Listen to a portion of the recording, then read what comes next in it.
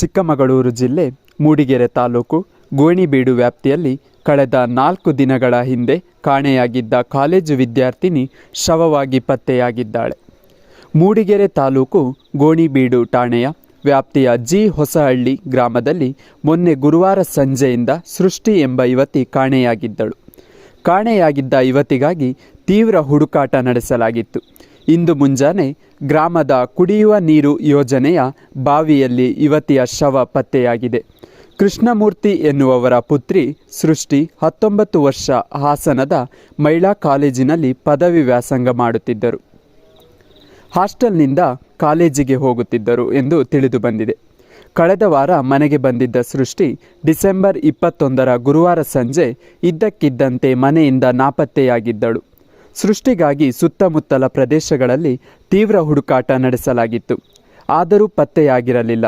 ಇಂದು ಭಾನುವಾರ ಮುಂಜಾನೆ ಜಿ ಹೊಸಹಳ್ಳಿ ಗ್ರಾಮದ ಕುಡಿಯುವ ನೀರಿನ ಮೋಟಾರ್ ಅಳವಡಿಸಿರುವ ಬಾವಿಯಲ್ಲಿ ಯುವತಿಯ ಶವ ತೇಲುತ್ತಿರುವುದು ವಾಟರ್ ಮ್ಯಾನ್ ಗಮನಿಸಿ ಮಾಹಿತಿ ನೀಡಿದ್ದಾರೆ.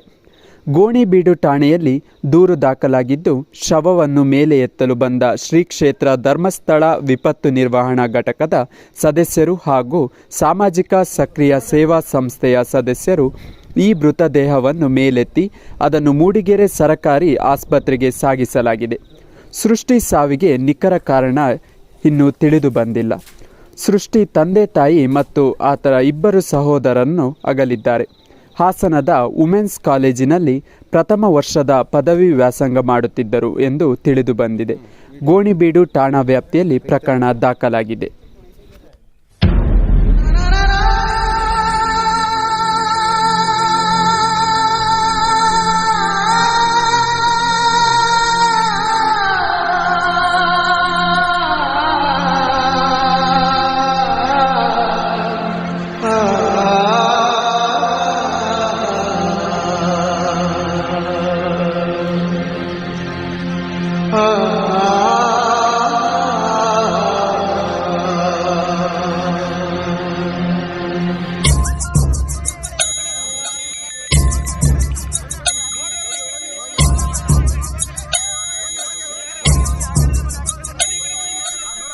ಬೆಟ್ಟದಂತ ಮನಸ್ಸು ಕರಗಿತು, ಬೆಂಕಿಯಂಥ ಕಣ್ಣು ನೆನೆಯಿತು.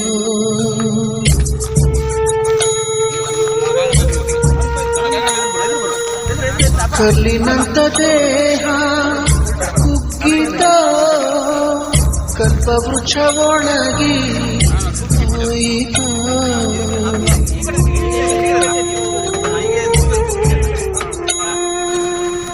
ಕಂದನೆ ಬಾಯೆಂದು ಕರೆಯೋರು ಇಲ್ಲ,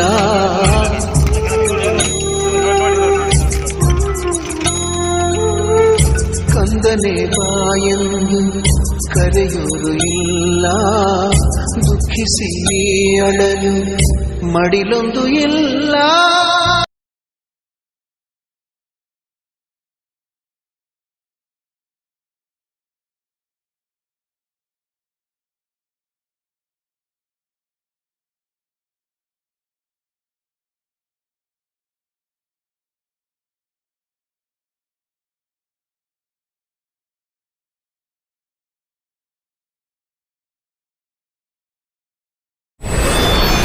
ವಿಡಿಯೋ ನೋಡಿದ್ದಕ್ಕೆ ಧನ್ಯವಾದಗಳು. ಮುಂದಿನ ವಿಡಿಯೋದಲ್ಲಿ ಸಿಗೋಣ. ವಂದನೆಗಳು.